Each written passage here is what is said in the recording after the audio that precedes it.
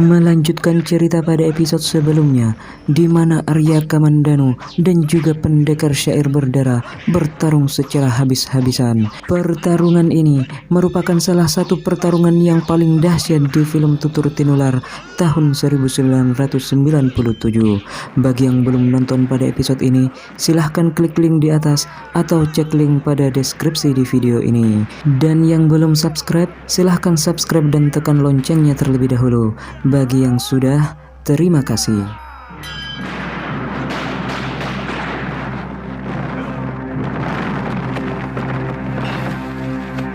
Pantas kalau dia diangkat sebagai salah seorang panglima perang Majapahit. Akhirnya dikeluarkan itu belum dengan kekuatan. Sementara Kidung Pamungkasku sudah keluarkan habis-habisan. Kurang ajar.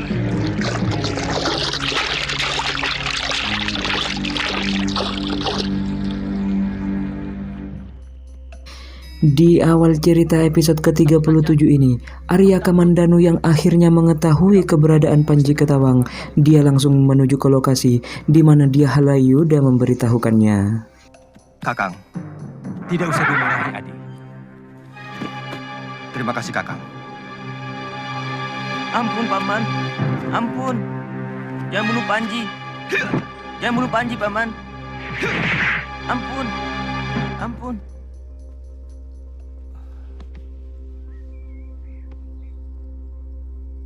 Kamu bicara apa, Panji? Paman sangat menyayangimu. Karena kamu putra seorang wanita yang sangat Paman cintai. Paman menyusulmu ke Manguntur karena sayang Paman padamu, Panji. Sungguh Paman tidak marah. Padahal Panji sudah meracuni Paman. Untung Ratanca berhasil menyelamatkan Paman. Mula-mula memang Paman sangat marah kepadamu. Tapi karena Paman tahu bahwa pasti ada orang yang telah mempengaruhi kamu, maka Paman menyusulmu ke Manguntur. Maafkan Panji, Paman. Sekarang Panji semakin tahu bahwa ayah benar-benar manusia jahat. Sangat jahat. Panji benci sekali. Mudah-mudahan Dewata memberikan kesadaran kepada ayahmu, Panji. Sehingga bisa merubah perilakunya untuk bisa mendapatkan karma pala yang baik dalam kehidupan berikutnya. Kemudian scene pun berganti. Terlihat Nyai Raga Runting dan juga Yuandira. Mereka tengah berada di kota Raja Majapahit. Mereka hendak mengunjungi rumah Arya Kamandanu dan juga Sakawuni. Ayo, aku pengen minum itu. Kisana, minta niranya buat cucu saya. Saat sudah berada di kota Raja Majapahit, Ayu Wandira ingin meminum minuman nira yang dijual salah satu pedagang di sana. Namun, karena Nini Raga Runting tidak memiliki uang, dia tidak bisa membayar. Karena itu dia meminta. Namun, pedagang tidak mau mengerti dan malah memojokkan mereka berdua. Nenek bisa dipenjara. Boleh, kalau semangkok nira itu bisa memenjarakan saya senang. Ini masalah hukum, Nek. Peraturan, bukan masalah jumlah. Tapi masalah hak orang yang diperkosa orang lain. Berapa yang harus dibayar nenek itu? Kebetulan, aku sedang bingung mencari rumahmu, Wuni. Mana Kamandanu? Ada. Ayo, ini pasti Ayu Wandira. Sudah besar kamu, Nak. Nih, uang nira yang telah diminum anakku. Ambil saja semua. Lain kali kalau orang ngomong dengerin. Kalau bilang minta, jangan dikasih, tahu? Beruntung, Sakawuni segera datang dan menyelamatkan mereka berdua dari perkara pembayaran itu. Dan mereka pun menuju rumah Arya Kamandanu dan juga Sakawuni. Namun seperti yang kita tahu, Arya Kamandanu dan juga Panji Ketawang masih berada di luar rumah. Sambil menunggu, Ayu Wandira dan juga Nini Raga Runting dipersilahkan untuk beristirahat dan menunggu makanan tiba. Ayo, bisik-bisik apa? Biung bilang rumah Bibi bagus sekali. Dan Ayu bilang dia senang dan pasti betah tinggal di sini. Itu ayahmu datang. Pasti sama kakakmu Panji Ketawang. Ayo makan dulu ya. Iya. Biar Bibi yang menyambut mereka.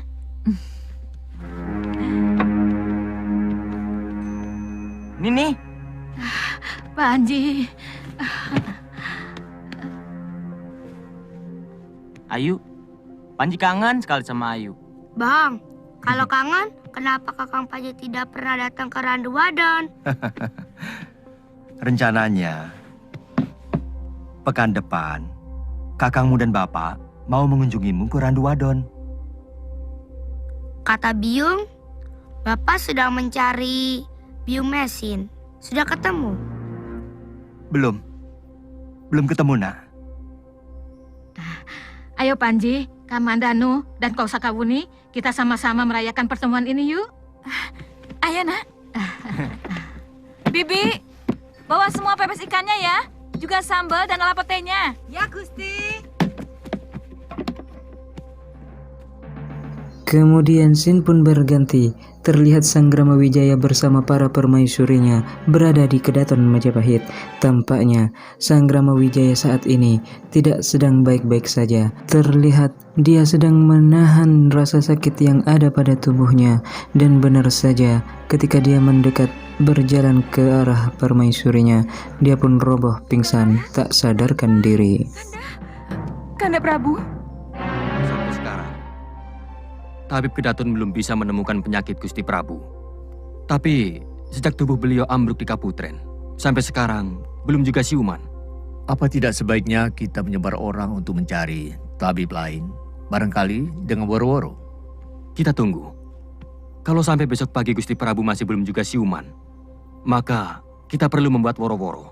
Tapi saya wanti-wanti Mbok Lam, sebagai Rakrian Kanuruhan yang bertanggung jawab mengatur rumah tangga Kedaton, supaya selalu memberitahu saya atau Rakrian Tumenggung, Empu Wahana, atau siapapun tabib yang mau mengobati Gusti Prabu, untuk menjaga kemungkinan buruk yang bisa saja terjadi. Baik, Kakang Pati. Mendengar Sang Prabu sedang sakit, dia Halayuda langsung datang ke Kedaton. Dia membawa Ratanca untuk mencoba menyembuhkan Sang Prabu. Hal ini dia lakukan bukan semata-mata karena dia tulus ingin mengabdi, tapi dia Halayuda memiliki maksud lain yang licik, yaitu demi kekuasaan patih yang dia incar selama ini. Maaf Gusti Dewi, anak angkat saya sedikit punya kepandaian mengobati orang. Waktu saya dipatuk ular sendok, saat berburu, dia yang mengobati.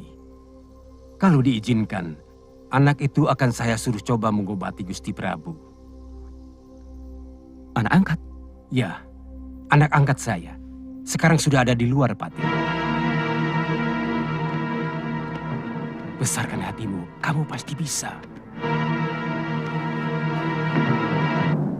Bangun anakku. Silahkan kamu mulai. Dengan izin dari Sang Ratu, kini Ratanca mulai memeriksa keadaan Sang Prabu. Ada pembengkakan pada otak Gusti Prabu. Mungkin ada luka atau sesuatu yang mengganggu. Hamba tidak mempunyai obat untuk itu. Tapi hamba bisa mengusahakannya. Mungkin kakak seperguruan hamba masih menyimpan peninggalan dari mendiang guru hamba.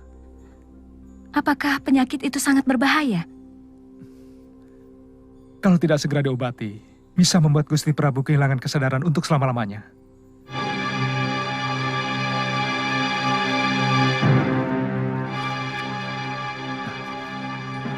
Gusti Ratu, obat ini hanya memberi daya tahan tubuh Gusti Prabu.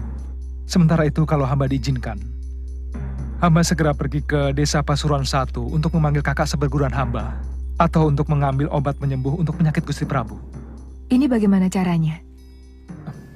Kalau hamba diperkenankan, hamba akan meminumkannya, Gusti Ratu.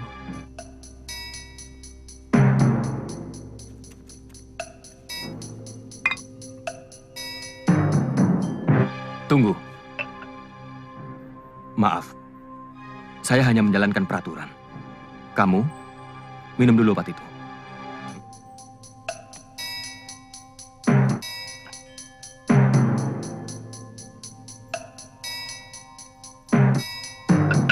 Terima kasih, Nak. Biar nanti kami yang akan meminumkan ramuan obat itu kepada Baginda Prabu. Pagi dan malam, Gusti Ratu. Gusti Dewi dan Adipati, sekarang juga saya akan menyuruh Ratanca untuk mendatangkan kakak seperguruannya kemari. Hati-hati, nak. Siapa namamu? Ratanja, Gusti Ratu.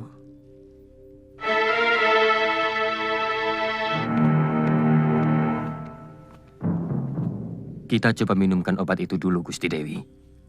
Kalau ada pengaruhnya, maka woro-woro bisa kita tunda. Iya.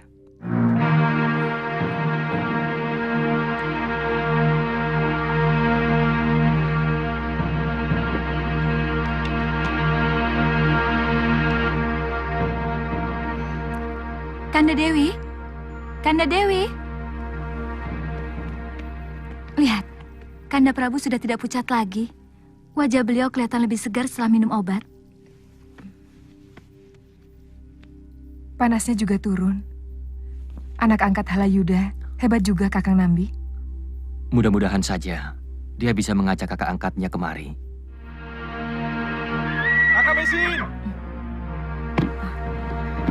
Singkat cerita, akhirnya Ratanja telah sampai di Pasuruan 1 menemui Mesin kakaknya untuk mengajaknya ke Majapahit mengobati sang Prabu. Saat ini Baginda sedang sakit keras. Bahkan beliau belum juga sadar dari pingsannya. Saya yakin ada peradangan pada otak. Barangkali dulu pernah terkena benturan keras. Tapi saya tidak punya ramuan untuk mengembalikan daya ingat. Kalau tidak salah, Bapak Wong mempunyai ramuan obat yang diramu pada masa Bapak Wong masih di Kitai Nagari. Iya, saya pernah melihatnya. Kalau tidak salah tinggal 1.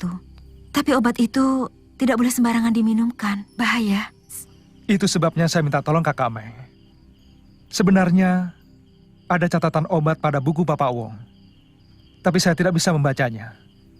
Kakak bisa kan? Lalu? Kakak Meng ikut ke Majapahit untuk memeriksa Gusti Prabu, lalu membuat ramuan obatnya. Bagaimana Kakak Meng? Saya tidak mungkin ke Majapahit. Tanja, saya tidak mau mendapatkan masalah baru. Ini masalah besar Kakak Meng. Masalah nyawa seorang raja. Saya takut bisa menimbulkan malapetaka kalau sampai Baginda Raja tidak bisa disembuhkan. Bagaimana Kakak Meng? Tetapi ada satu syarat yang tidak boleh kamu langgar. Apa itu, Kak? Kau harus memanggilku Nyai Paricara. Jangan sekali-kali menyebut namaku yang sebenarnya. Sanggup? Sanggup, Kak. Sanggup. Terima kasih, Kak. Dengan satu syarat, akhirnya Mesin mau memenuhi permintaan Ratanja, dan keesokan harinya mereka berdua langsung menuju kota Raja Majapahit. Ayo, Kak. Tanja. Maaf, Nyai. Mari, Nyai. Ratanja, cepat sekali kamu pulang. Bagaimana? Ini kakak angkat saya, Nyai Paricara. Untung obatnya masih ada. Tapi Nyai Paricara harus memeriksa dulu keadaan Gusti Prabu. Tidak apa-apa. Semua urusan penyembuhan Gusti Prabu sudah menjadi tanggung jawab saya. Silahkan, Nyai. Nyai, kamar buat tamu kita sudah disiapkan. Sudah, Kakang. Silahkan Nyai istirahat dulu. Terima kasih, Nyai.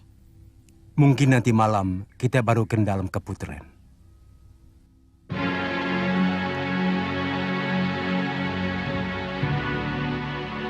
Mari. Seperti mata laki-laki kebanyakan ketika melihat Mesin, mata Hadiah Halayuda seakan melotot melihat kecantikan dan kemolekan dari Mesin itu sendiri. Kemudian malam pun tiba. Mesin sengaja berdandan sesuai dengan adat Jawa untuk menemui sang Prabu. Ternyata Nyai cantik sekali. Bisa-bisa ada pejabat negeri yang kecantol. Hati-hati, Nini. Terus terang, Nini memang cantik. Tapi kecantikan bisa membawa petaka kalau tidak hati-hati. Terima kasih, Nyai. Sekarang kita bisa berangkat, Tuan? Oh iya, kita sudah ditunggu. Mari.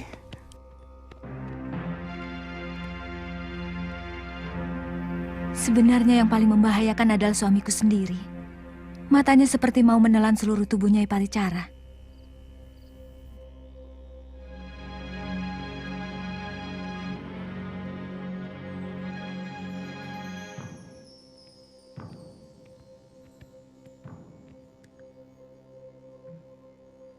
Ini kakak angkatmu, Tanja? Iya, Gusti Ratu. Cantik sekali. Obat ramuanmu cukup bagus, Tanja. Tampaknya Kanda Prabu sudah semakin segar. Cuma memang belum sadar. Maaf Gusti Dewi, apa boleh dimulai? Silakan. Kami memang sudah menunggu kamu, Nini. Siapa namamu, Nduk? Nama hamba Nyai Paricara, Gusti. Silakan. Setibanya di Kedaton Majapahit, Mesin dan juga Ratanja, mereka langsung memulai pengobatan yang akan dilakukan kepada Baginda Prabu. Mesin terlebih dahulu memeriksa keadaan sang Prabu dan kemudian meracik obat untuk beliau. Tanja, airnya. Iya.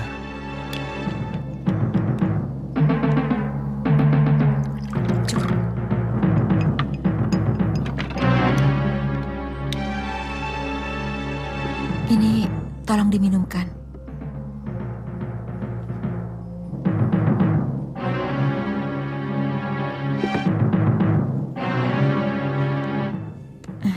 Sebentar lagi Gusti Prabu akan siuman. Ajak terus beliau bicara supaya ingatannya terus bekerja. Dan obat ini hanya untuk 1 pekan, Gusti. Tolong minumkan pagi dan malam. Jangan lupa. Di mana kamu menginap, Nini? Hamba menginap bersama adik angkat hamba, Gusti Ratu, di rumah Tuan Halayuda. Syukurlah. Terima kasih. Setelah mengobati sang Prabu, Nyai Paricara, Ratanja dan juga dia Halayuda mohon diri pamit dari Kedaton Majapahit. Dan sesaat setelah kepergian mereka, ternyata benar sang Prabu mulai siuman dan sadarkan diri. Yunda Ratu, lihat. Ada apa, Patni? Kenapa kau menangis? Nyai? Tuan, ada apa? Kelihatannya Gusti Prabu memerlukan perawatan Nyai lebih lama. Maaf Tuan, saya hanya membantu Tanja. Sesudah Baginda Prabu sadar, Tanja akan bisa meneruskan pengobatan, Tuan. Tapi lebih baik Nyai sendiri yang melakukan pengobatan itu. Sekali lagi maaf Tuan. Saya punya tanggung jawab yang lebih besar di Pasuruan 1. Di sana tak ada tabib. Sementara kesehatan penduduk di sana sangat buruk. Jangan.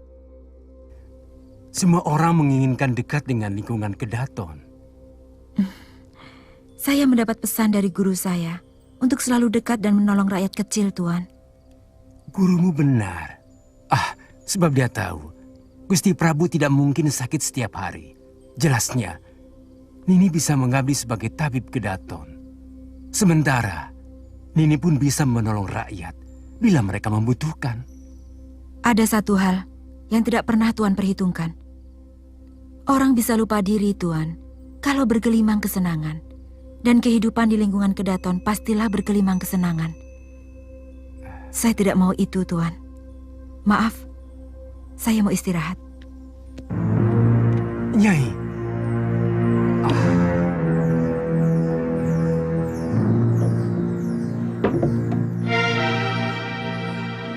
Apa yang saya cemaskan selalu saja terjadi. Ternyata benar apa yang diduga oleh istri dia Halayuda. Ternyata yang sangat dikhawatirkan adalah dia Halayuda itu sendiri. Dan keesokan harinya, Mesin mengemasi barang-barangnya. Dia berniat cepat-cepat pergi dari Majapahit ini. Kakak Mesin mau kemana? Tanja, sekali lagi kau sebut nama asliku, kau tak akan kuakui sebagai adik. Maaf Nyai, maaf. Tapi Nyai mau kemana? Saya kemari disuruh Tuan Halayuda menanyakan jawaban Nyai tentang lamaran. Jawabanku adalah tidak. Nyai, di sini Nyai akan mendapatkan kesenangan. Saya dengar Gusti Prabu sudah sembuh dan Nyai akan diangkat sebagai tabib Kedaton. Dan kalau Nyai mau menjadi istri Tuan Halayuda, Nyai akan diangkat sebagai bangsawan. Tanja, sekarang kau benar-benar sudah berubah. Rupanya makanan enak dan kepeng yang banyak telah membuat kau lupa diri, lupa pada rakyat kecil di desamu. Bukan begitu masalahnya, Nyai. Masalahnya saya sudah menyanggupi permintaan Tuan Halayuda untuk bisa membujuk Nyai. Tanja, hatimu jahat sekali. Jadi kau mau jual kakakmu untuk kesenanganmu sendiri. Tega kau melihat kakakmu menjadi istri lelaki buaya seperti tuanmu itu. Maafkan saya, Nyai. Saya tidak mau Nyai memutuskan persaudaraan. Saya sudah sebatang kara, Nyai. Saya hanya mempunyai Nyai setelah Bapak Wong meninggal. Baik. Kalau begitu katakan saja pada Tuan Halayuda bahwa saya tak mau jadi istrinya. Saya tak mau menyakiti hati istri Tuan Halayuda. Kalau dia marah, lebih baik kau pulang. Rupanya, lamaran dia Halayuda ditolak oleh Nyai Paricara dan Halayuda memanfaatkan Ratanca untuk membujuk Nyai Paricara dan juga gagal. Saya yakin dia akan bersedia, Gusti. Karena kalau tidak ada halangan, saya akan menyunting Nyai Paricara menjadi istri saya. Pintar juga kau merayu wanita, Halayuda.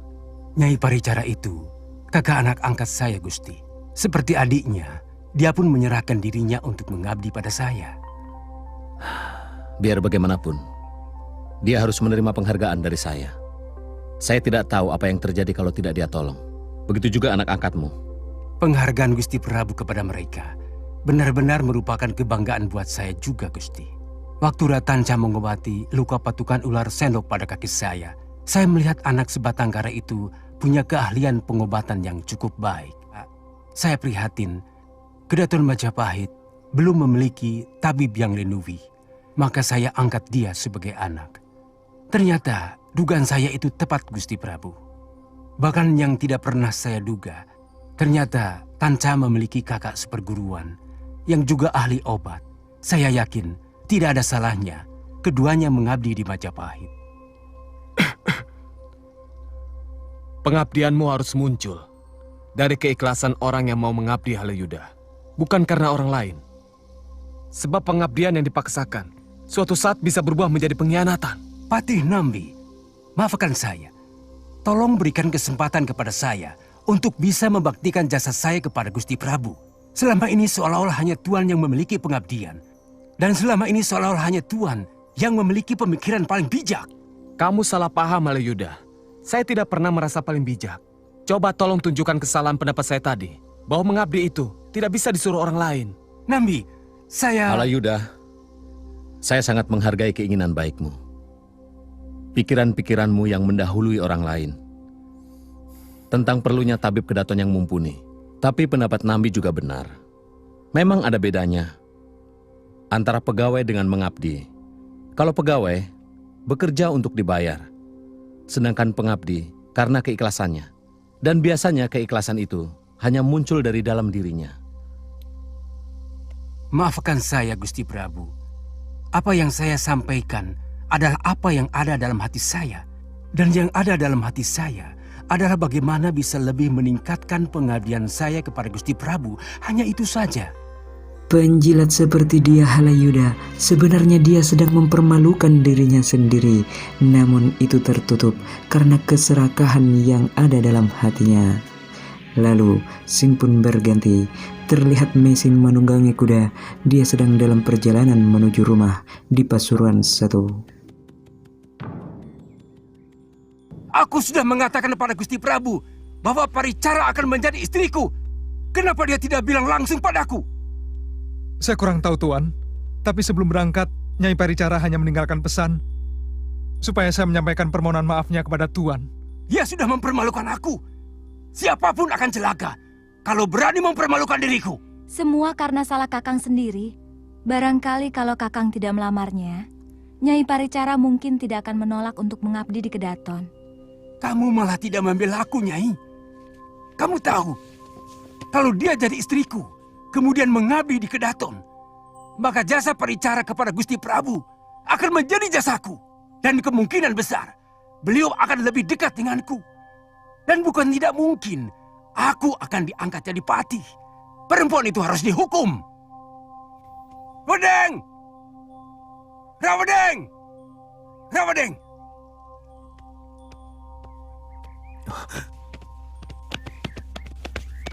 Tangkap perempuan yang kemarin datang dengan Ratanca. Kalau perlu, bunuh dia. Kakang, apa tidak berbahaya? Tadi Kakang bilang bahwa Nyi Paricara mau mendapatkan anugerah dari Gusti Prabu.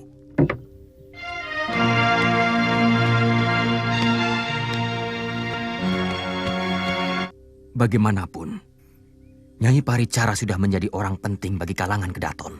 Itu sebabnya aku serahkan tugas ini padamu. Kalau tidak, cukup tukang pukul bayaran. Baik, Kakang. Tuan Haliuda marah sekali. Lalu menyuruh Rawadeng untuk membunuh Nyai Paricara. Di mana rumahmu, Tanja? Di Desa Pasuruan 1.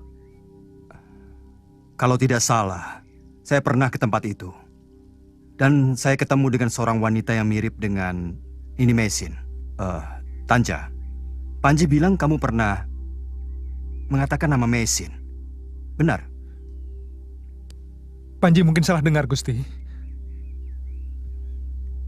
Kalau kamu tidak mau terus terang, kamu tidak akan saya bantu.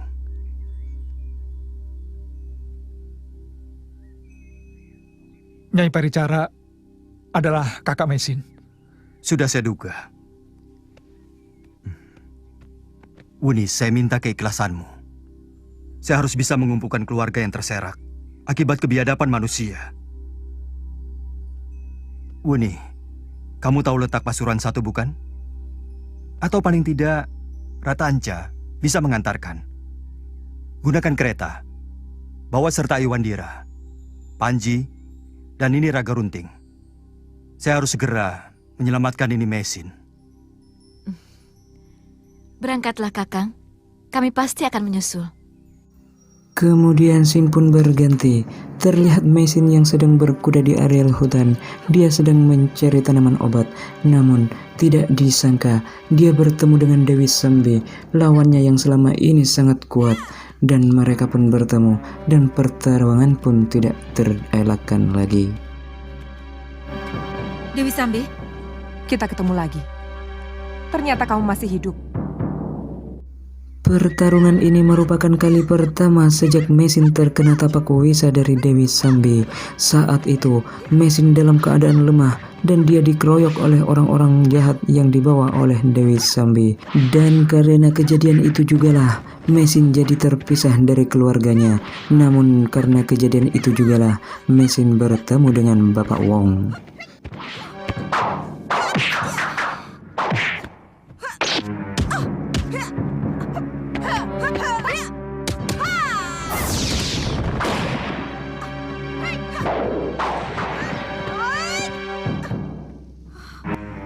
Akhirnya Dewi Sambi tewas oleh pedangnya sendiri. Kemudian Sin pun berganti. Terlihat Arya Kamandanu yang mengendarai kuda dengan sangat kencangnya. Dia buru-buru. Dia ingin mendahului rombongan dari Raodeng yang ingin membunuh Mesin. Guru, saya minta maaf pada Guru karena saya melanggar perintah. Terpaksa, saya telah menggunakan kekerasan. Dan firasat saya, hal yang sama harus saya hadapi karena telah menolak bangsawan Majapahit itu. Karena saya masih menjadi istri dari Kakang Kamandanu. Di saat Mesin sedang berdoa, ternyata kelompok dari Raodeng telah tiba di rumahnya itu. Ternyata Arya Kamandanu lebih dulu Raodeng tiba di rumah Mesin. Lalu Raodeng dan orang-orangnya langsung menyergap Mesin di rumahnya.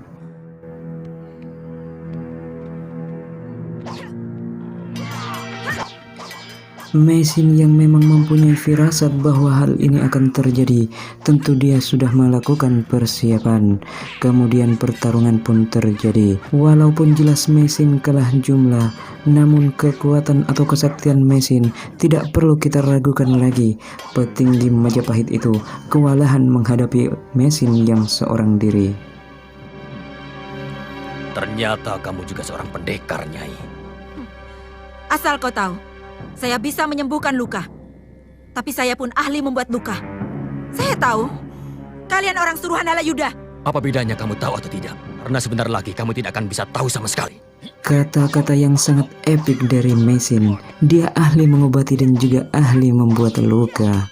Lalu pertarungan pun berlanjut kembali. Namun di tengah-tengah pertarungan terlihat Arya Kamandanu juga sampai di rumah Pak Nyai Paricara itu. Ia menanyakan kepada rumah penduduk sehingga sampai di rumah Nyai Paricara.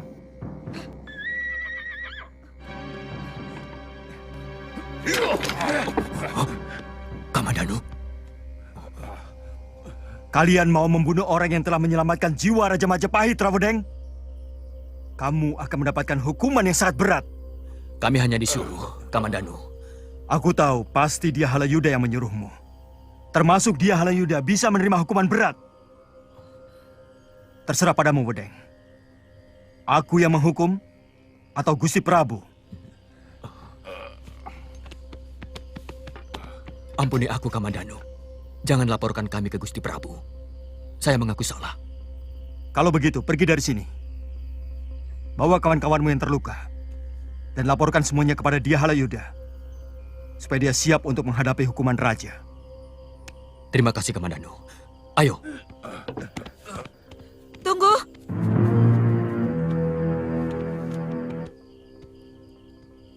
Obati luka-luka anak buahmu. Taburkan serbuk itu. Besok luka-luka itu akan kering. Iya, terima kasih. Mesin. Kakang, Kamandanu.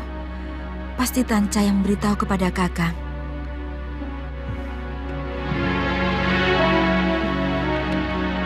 Dewata yang memberitahuku, Mesin.